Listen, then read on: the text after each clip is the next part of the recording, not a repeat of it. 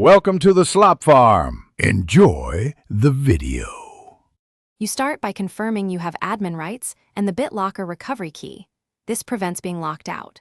First, sign into your Microsoft account or locate the printed key. Make sure Lenovo Device Encryption or TPM is recognized. Once done, open Settings and verify Windows 11 build and TPM status so Bitlocker controls behave predictably.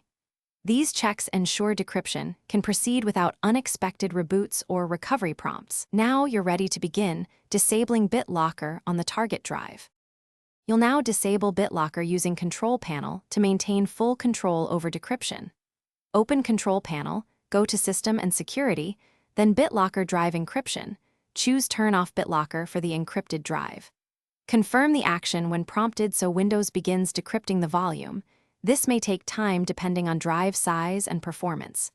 Make sure the laptop stays plugged in and awake, because interrupting decryption can force a recovery. Once you see decryption progress reach 100%, proceed to cleanup steps. After decryption completes, confirm the drive shows off in Bitlocker settings and reboot to ensure normal startup. You should then remove stored recovery keys from your Microsoft account and wipe any leftover device encryption settings to prevent accidental re-enabling.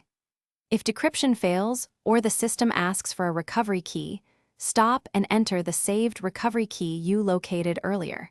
If that also fails, boot to Windows recovery environment and run startup repair, or use the key to unlock the drive before repeating decryption.